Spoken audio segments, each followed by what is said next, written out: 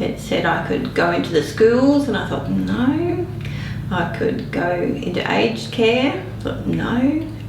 I could go into the hospital, I thought, no. And then it said you could go into prison, and I thought, yes.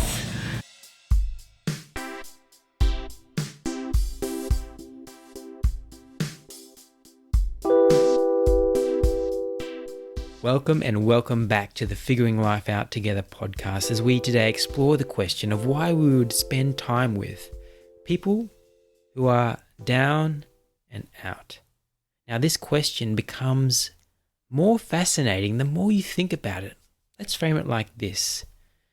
We have a short time here on earth, and so it would make sense that we spend time with people that we enjoy spending time with, people that we get along with, people that we have things in common with.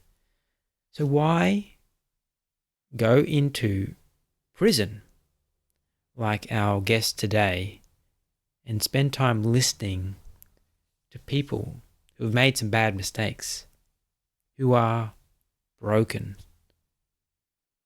As I talked to Sue Lip about this and how she's decided very recently, later on in life, to become a prison chaplain, I began to understand that while most of society, and let's be honest, myself included, I haven't visited a prison, I don't think, ever.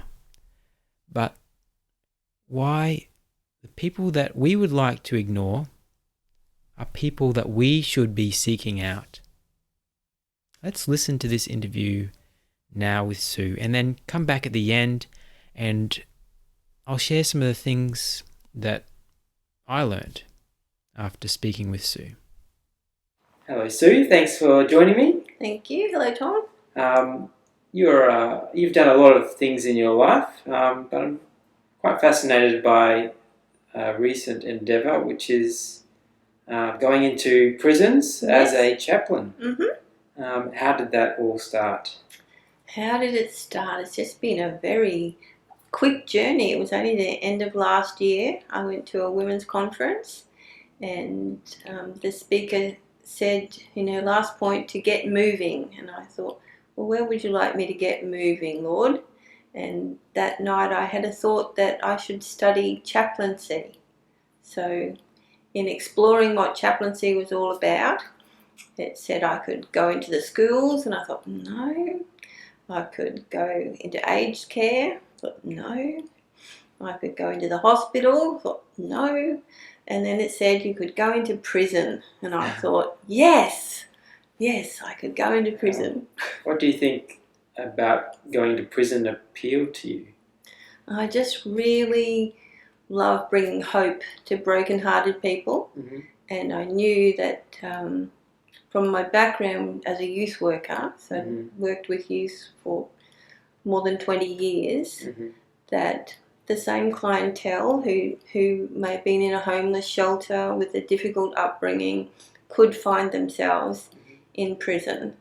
So it was like I was already familiar with what type of person might be in there.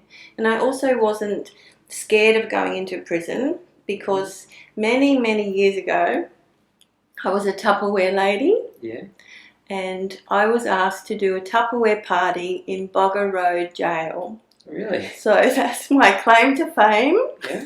Even the other chaplains at the prison are shocked about that story. But I was doing a party for a lady, and her mother was a prison officer, and said that some of the prisoners would like some Tupperware to put their chippies and their biscuits in. And her supervisor said, yes, sure, they can order the Tupperware, but I want them to be able to see what they're ordering. So they asked if I would go and do the party in the prison. Really? Yeah. Wow, that's amazing. So what I learnt that day was that they're just ordinary people, those that land in prison. Yeah? Yeah. Where do you think that heart for people, people that are broken and have struggled in life, where do you think that has come from? Well, I really believe it came from God. It's like my upbringing didn't include heartbreak and struggle. It's something I learned about after becoming a Christian and working in the youth shelter. I learned that each of those girls that I worked with had a story, and was often found sitting on the lounge room floor crying with them over their story, and just realising that people have a lot of pain, and undealt with pain could land them in prison. What have you learned about talking to people with a tough past? It's just a matter of listening, just being willing to listen to their story and being unjudgmental. Like, often they will find that because the people around them, like family and friends, have witnessed their bad behaviour, they're often given up on them. So to have somebody come in fresh who's willing to just learn who they are as a person and what they have to say and come alongside them without all that background information or the pain of living through it with them. Yeah. So just being there to listen, most people are willing to open up? Yes. Yes, they're ready to open up. Yeah. Yeah. And do you see healing come as they share and you're just listening? How do you think that helps? Well, often as you tell your own story, you're sort of digesting it for yourself at the same time and thinking it through, and you can sometimes then see a path to follow just by talking it out. Like a chaplain's role is to listen, not to advise or give direction, but just to be a listening ear for them. Yeah. So that's how you define a chaplain. You've done some bit of study, chaplaincy study, and is that what you'd say a chaplain is? One semester of study. Yeah. So I've probably got about another year and a half or 2 years to go with the study, but I've done my in-prison training, which was hands-on, going into the prison with another chaplain and just finding all the doors that you have to get through and the keys you have to use. That's the most intimidating part. So you feel ready to go in by yourself now? Yes, definitely. I've never had any qualms about the people that I meet in there. I go into a women's prison. I'm very comfortable with working with women. So no qualms about who I might talk to in there. It's just learning how to do the right thing as far as the corrections service goes. And one of the funniest things that chaplains face when they first start, we have to wear a duress alarm. Okay. And if the alarm tilts on a 45-degree angle, it will sound off. So that's really the most terrifying thing is, am I going to set this alarm off? But I haven't yet, so I'm pretty happy about that. That's good. So you've never felt unsafe? Never felt unsafe, no. And the girls in the prison actually look after the chaplains. They've said that to me. I've been thanked for taking the time to go in there. It's a voluntary role, so they know that, and they've said thank you for giving up your time with your own family to come in and visit us, and we look after you while you're in here. So I have heard from other chaplains, if any sort of incident is about to happen, the prisons have been known to say, "Chappie, you need to leave now." So they look out for us. Has it been in your time of going in, a time where you remember coming out feeling like you really made a difference, or a time where you really felt that was good? Yes, every time really. Just to know that it's appreciated, that you go in there, just having chats with the girls, and they'll often ask for prayer. They're struggling with something, or they'll ask for prayer for their friend who's struggling. And how how many people would you talk to on a visit? It varies. Like one week when I went in, the other chaplain and I went to the detention unit. So that's prisoners who've maybe been in a bit of trouble, or for their own protection they've asked to be separated from other prisoners. Maybe they're rubbing someone up the wrong way. And we ended up for an hour just in that detention unit, going from cell to cell. You have to talk through a little grid on the side of the door. And yeah, they were just very needy that day, and it was good to be available. Otherwise, they'd be vying for the attention of a corrections officer. So do you encounter loneliness in the prisons? I don't think they're lonely. Right. No, they make friendships in there. Yeah. They help each other. It's actually quite a nice camaraderie. I know it sounds strange, but I find it a pleasant place to visit. They're very smiley and welcoming, and obviously have friendships with each other. I'm sure that's not everybody's story, yes, but that's what I've witnessed so far. They'll be sitting playing cards together, or looking through a magazine, or having a chat, or in the exercise room. Yeah. So really not that different to anybody else? I don't think so. I don't think. They're just normal women. Yeah. Lovely women, actually. Yeah. So what do you think it is that, are there any common things that go wrong for them to be there? Yes, there's a high percentage of being victims of domestic violence. Also lots of drug issues. So they maybe had a dysfunctional upbringing, and then that's led them down the path of getting into difficult relationships and taking drugs and alcohol to compensate for that, to cope. Yeah. And so in a way, the correctional facility is a place away from all of that. Would you say that? Yes, absolutely. They're often doing better because they're removed from those situations. Yes, and then they can find it difficult going back home because they have to face all that again. Yeah. One inmate the other day said that she liked the structure. Yes. Not that she likes being in prison, but she liked to know that there's a routine, and that's not what outside life is like for her. Maybe a bit chaotic on the outside. Do you hear many of them have goals or aspirations that they talk about? Yes, and they can study in there as well. So a number of them are doing courses to help for when they're outside. They can have a job in the prison, so some work in the kitchen or in industries, doing woodwork, horticulture, hairdressing. They can apply for those sorts of jobs. They even do dog training in there for assistance dogs. Yeah.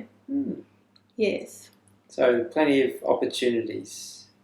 Yeah, there's probably not as many opportunities as there are inmates, so sometimes there's a bit of waiting to be able to do those things. But yeah, there's courses to do, and there's an education block with an art room and an Indigenous spiritual centre where they do Aboriginal art, and people coming in doing courses. The Alpha course is run in there every week.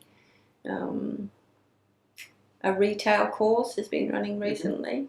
Yeah, so they have to apply to do those things. What have you learnt from going in?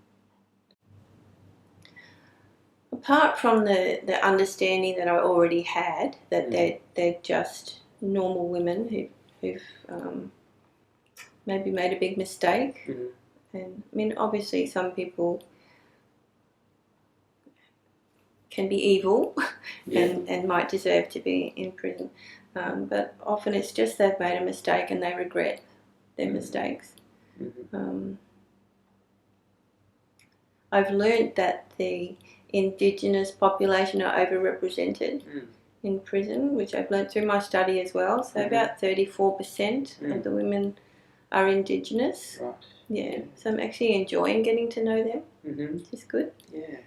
Yeah. Why do you think that is? Why? Why are they overrepresented? Well, from my studies, what I've learned is that often they'll be from rural areas that are over-policed. Yes. Yes. That's one reason. Right. Of course, there's alcohol and drug issues and the domestic violence, as I said before. It's highly represented in some of those communities. Very interesting. Now, I was going to ask you a question. I think I forgot, but it was a good one.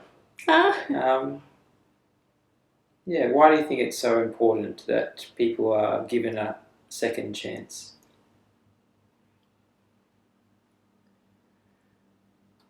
Because everybody makes mistakes.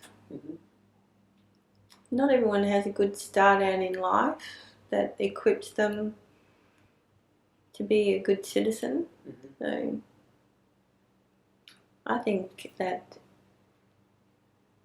most people are capable of change and can regret some things they've done in their life. Yeah, you'll often hear the young women say that's the first time they've been there and they won't be back. Yeah. I guess it's too early to have stories of seeing people on the other side yet, but yes, and as a chaplain, we can't see them on the other side. So once they walk out of that gate, we cannot have any contact with them at all. Yeah. So I guess it's a bit of a selfless role then. Yeah. You're just there to serve while they're there and that's right. Hope for the best. You would only know what their future is if they end up back in there. Which we don't want to see them come back in. We say we'd rather run into you by accident at the coffee club than see you walk back in here. Apart from doing what you're doing, what are the other big needs you see for people to turn their lives around? Oh, that's a hard one. Well, I just know for myself that my life totally changed when I was 29 and accepted Jesus and started going to church. So that's my honest answer, that's the one defining moment in someone's life. They choose to accept Jesus. Tell me about what difference you saw in your life before and after. So for me it was a matter of finding out truth. So I didn't have a difficult life. I wasn't at a low ebb. Like some people will say Christian is a bit of a crutch, but that's not where I was at. I was having a wonderful life, travelling the world. But someone challenged me. A friend of mine challenged me that I was on the wrong path. And actually he said he'd been reading a really good book. And when I got intrigued, he said, oh, it's about 2,000 years old. So I met up with him. And he shared his journey with me, and I just wanted to know the truth. So I started reading the Bible, and I found that God courted me just like a man would court a woman, that he just showed up all the time. So quite dramatic things happened in my story actually. Yes, can you give an example? An example was, so I'd met with my friend. I was moving from one state to the other. I had bought the tiniest Bible you could imagine. It was really like this big. And my reason was that I wasn't raised a Christian. My father had given me the impression that people didn't like you if you believed in God. He probably never said it, but that's the impression that I had. So I didn't want anyone to see this little Bible. So I was on a plane and I heard the pilot say, we are now flying at 18,000 feet. And I was deciding whether I would read that Bible or whether I'd read a magazine that I had. I looked out the window of the plane and literally written in the trees, it said, Jesus lives. And I didn't know for many, many, many years whether that was really there or whether God just placed that in front of my eyes. But I found out years later that it is really there under the flight path in Adelaide. Right. So I'd flown in and out of Adelaide many times and since never seen it any other time. But a friend of mine married, he's a guy who chops down trees. And he told me that he was a local, and he told me that it really is there, and I've since have evidence of that. You can go to Google Earth and find it. I have a picture of it, and also my friend sent me a newspaper article about the people who had planted it. That was only maybe 10 years ago. They sent me that. Yeah. So that was quite incredible. Stunning experience, yes. Yeah. So I guess you read the Bible then? I did. I read the Bible on the plane. Yeah. What? Yeah, so I guess it was a journey, would you say? It was. I didn't give in easily. I was quite stubborn. I had to know whether it was real. So that had been my prayer. That's what I said to God. If you're real, if what my friend's telling me is true, I need you to show me. So he set out to show me. And another experience with my tiny Bible. Yes. I was in Sydney by this point, and I was travelling on a coach from Sydney to Brisbane. I'd got to a point where I pretty much believed what it was saying, but I like to tease my friend that he didn't tell me what to do. Once I decided I wanted to be a Christian, he hadn't told me what to do. Yep. So I was on the coach, and they have meal stops on a interstate coach, and I got back onto the coach a little bit early at the meal stop because I was reading a little bit of that Bible every day, so I got back on to read it, and a girl hopped on the coach, and she's looking at me, so I'm very embarrassed, remember? I don't want anyone to see that I'm reading it. So she looked at me, and she walked past, and she walked back, and she walked back, and then she stopped and she said, "Are you a Christian?" And I'm like, "Oh, I'm hoping to be." And I mean, I was 29, she was 18, and she stopped and she sat with me and she answered some questions I'd had because I'd been reading, but I didn't have anyone to talk to about it. And then she said, she showed me in Romans 10, 9 and 10, if you believe in your heart that Jesus is the Son of God, confess with your mouth that he's Lord, you'll be saved. And then she asked if she could pray with me to accept Jesus. And I'm like, no, the other people are now coming back on the bus. I don't want anybody to see this happen.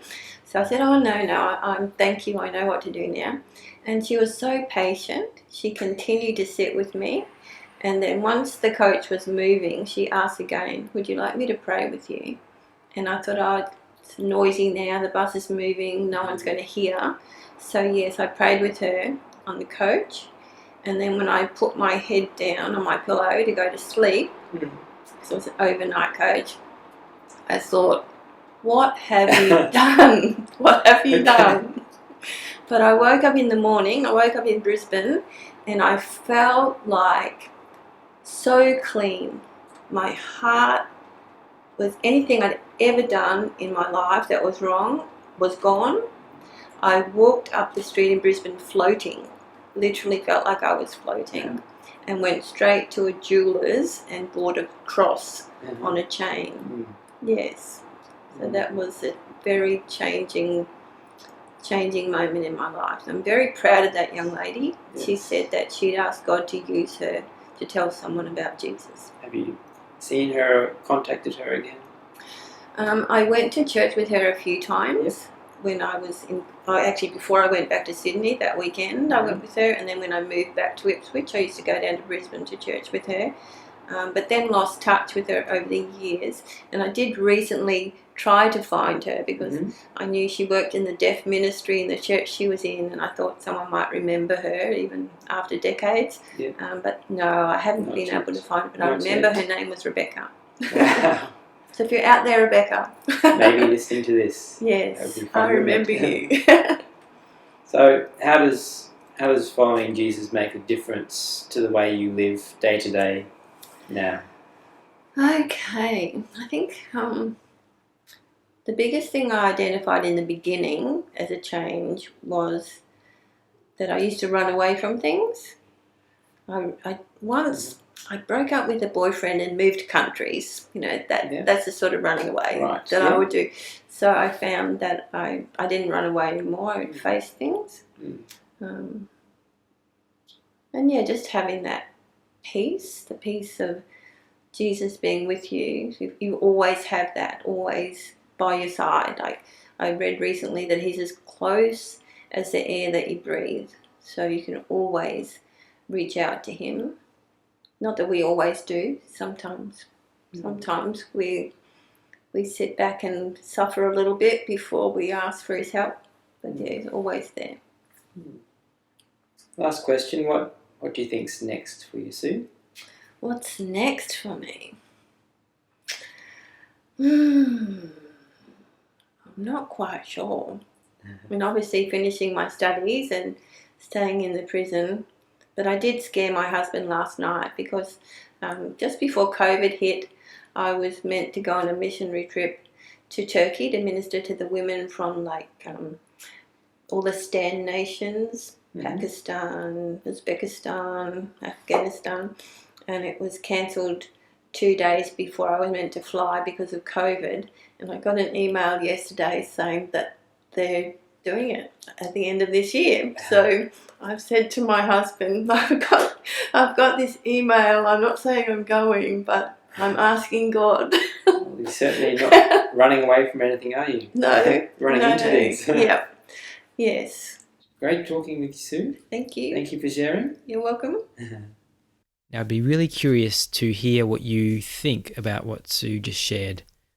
Of course, it might take some time to process something like that, but at this point of time in your journey, what are your honest thoughts and maybe some questions you have about what Sue shared about her going into prison and later on about her faith? Maybe you have some doubts. Please share them in the comments. If you want to talk about it just one-on-one, you can do that via our website, haventogether.com as well. But I'd encourage you in the comments, let's start a discussion about this, because I think this is important, that we naturally and very easily would turn aside from people that don't have much to offer us, who we might think initially have been given a chance and have blown it. But upon further reflection, I thought back to what Luke shared a couple of episodes ago about what he sees as a life well lived now. And he's had successes, personal successes, but he's got to the point where the thing that he can see brings most value to his life is doing things for people, caring for people in a quiet way that is not going to bring benefits back to him. That he looks around and sees broken marriages, hurting people that have lost work, people that in some cases might not have enough to eat or are in physical danger. He sees the brokenness in the world and wants to do something about that. He wants to give his life to making broken things whole again. Now, if we just spend time with people we like, people that have got it together, then the opportunities for doing that are less. And so that's sort of where I've come to. And lastly, it made me think about this verse. It's a series of verses in Matthew chapter 25 where Jesus says, I was sick and you cared for me. I was in prison and you visited me. It talks there about when we do these things, we recognize that everybody, regardless of what they've done, has worth, has value. The Bible would say that people are made in the image of God, and that none of us really, let's be honest, have it all together. But it's that inherent worth that makes it worthwhile, that makes it one of the greatest things that we can do, is to care for somebody, especially people who don't have it all together, who don't have many people that care about them. So I'd encourage you, if you have enjoyed this, and if you've listened all this way, you've either enjoyed it or set it going in your car and not being able to stop it, but I'd encourage you to share it with somebody you think might also appreciate it. And thank you for listening. Hopefully it's not too long before our next episode, and we can share that with you as well. Until then, though, thank you. This is the Figuring Life Out Together podcast.